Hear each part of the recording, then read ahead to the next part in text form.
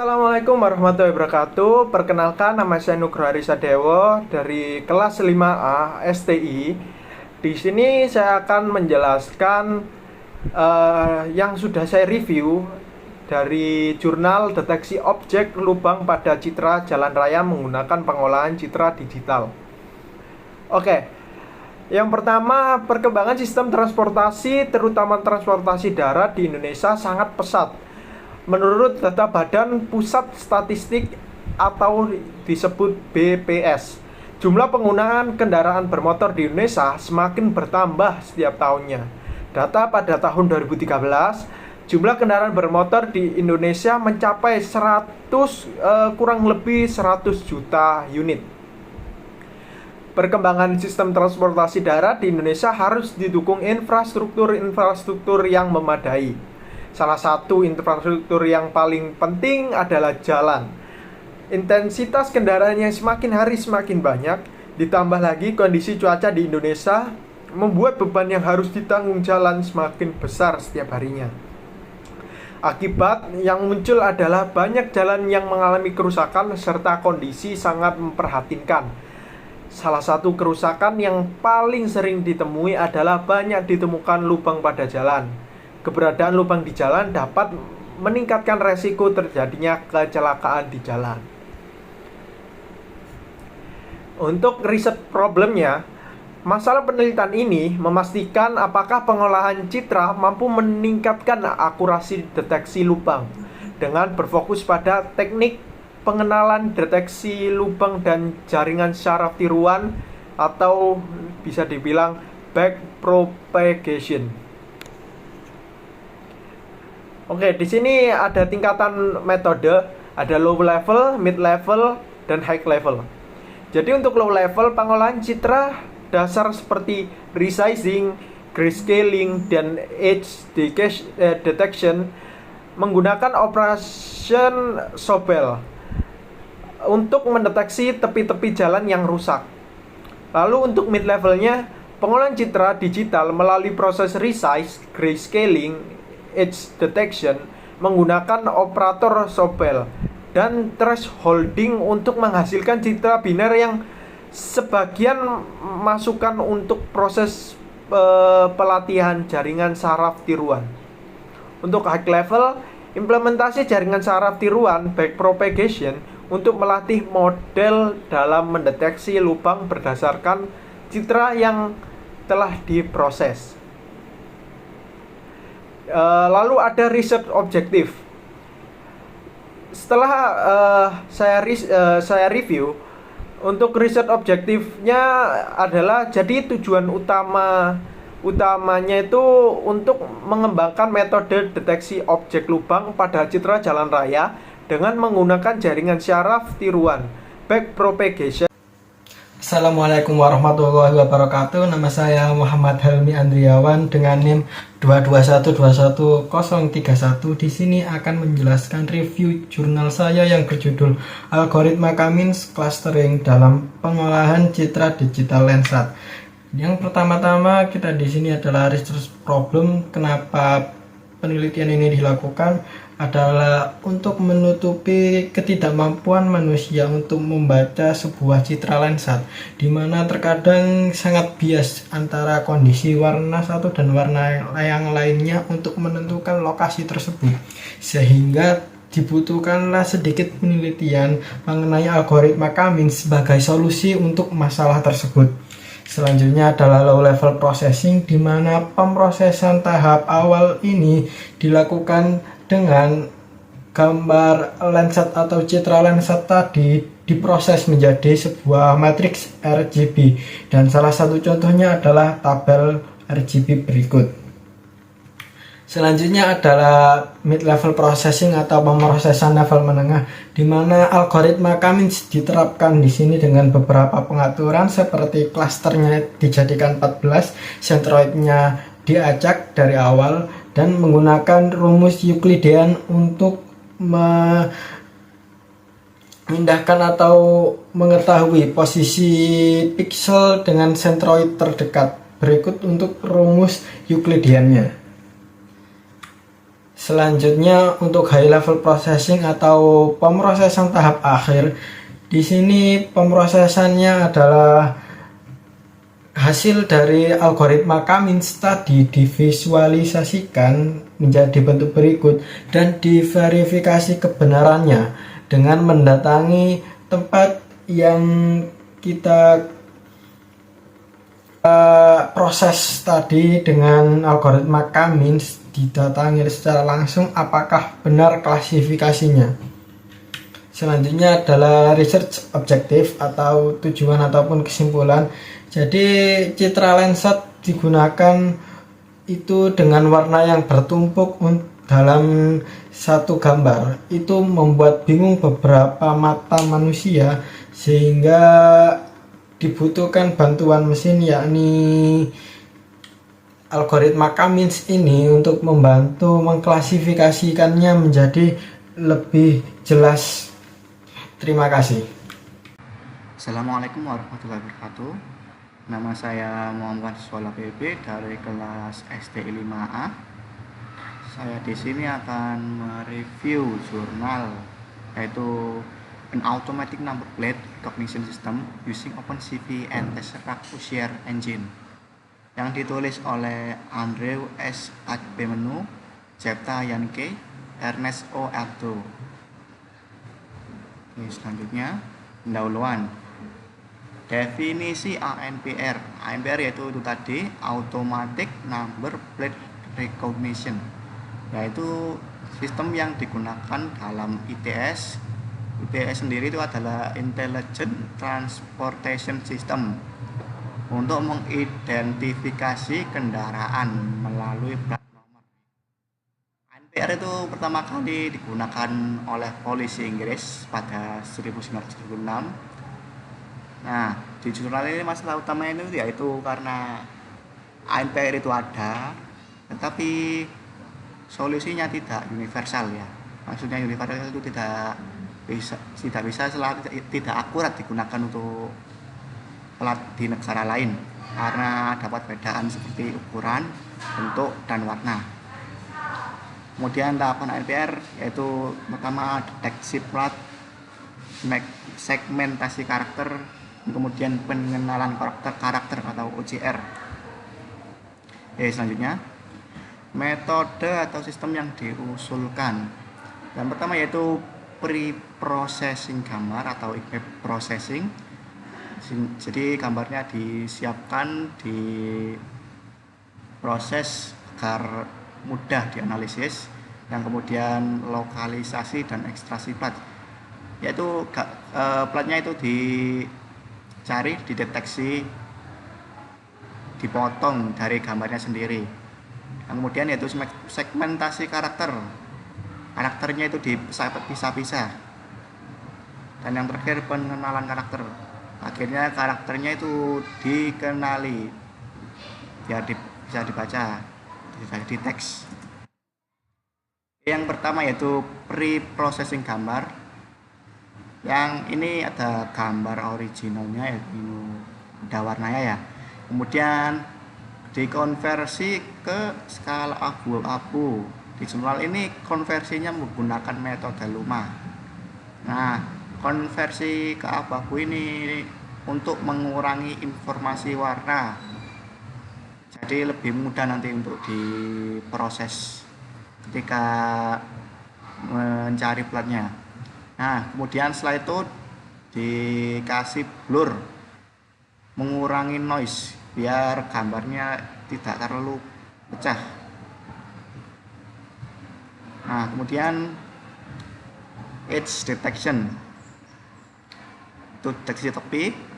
Nah, deteksi tepi ini menggunakan metode Sobel-Feldman, dan deteksi ini ada di dua arah yaitu vertikal dan horizontal. Nah, contoh yang vertikal ini yang gambar pertama ini yang di kiri atas, ini deteksi vertikal ya, tepinya kelihatan nih ke atas. Nah, kemudian di deteksi horizontal. Nah, di gambar kedua ini yang kanan atas ini. Nah, kelihatan ini gambarnya, deteksinya tepinya ada di sebelah menyamping ya, horizontal gitu ya.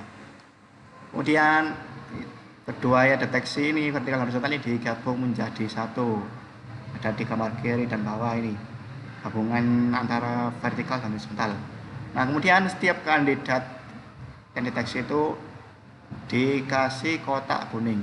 Ini kotaknya, kelihatan kotak deteksi tersebut dikasih kotak kuning persegi atau kotak. Oke, selanjutnya plate detection. Nah, plate detection ini kita filter kotak-kotak tadi ya, difilter dengan dua kondisi, yaitu ukuran dan aspek rasio. Aspek rasio itu yaitu tidak mungkin ya kalau plat itu lonjong besar. Nah, contohnya kayak di sini tuh ada kotak, nggak mungkin plat itu kotak, selalu persegi panjang. Jadi di deteksi aspek rasionya biar mengurangi yang harus diproses nantinya. Nah, itu sudah. Nah, yang merah ini kelihatan. Nah, yaitu metode yang kedua menggunakan template matching yang diterapkan di gambar yang grayscale. Ini contohnya. Template matching itu penggunaan classifier yang sudah terlatih, yaitu maksudnya itu ada gambar dua gambar positif dan gambar negatif. Nah, gambar positif ini yaitu plat yang untuk dilatih nanti. Dan kemudian gambar negatif yaitu gambar yang selain plat. Jadi gambar yang selain plat itu dideteksi. Nah, berarti gambar itu bukan plat kalau kelihatan. Di jurnal ini ada 303 plat persegi panjang dan 359 plat kotak yang dikompil dan digunakan di dalam pelatihan 10 persegi panjang dan plat kotak setiapnya. Nah, ini pakai template matching. Oke, selanjutnya setelah kandidat plat terdeteksi, yaitu kandidat ini tadi yang merah-merah ini kandidat yang akan diproses. Nah, setelah kandidat terdeteksi, langkah berikutnya adalah menganalisis area dengan mengidentifikasi fitur tambahan seperti aspek rasio, ukuran, dan kepadatan karakter. Nah, bisa dilihat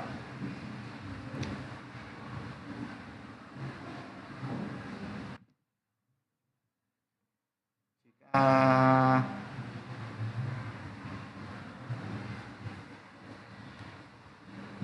size-nya benar, maka masuk ke filter aspek rasio. Jika benar lagi, dihitung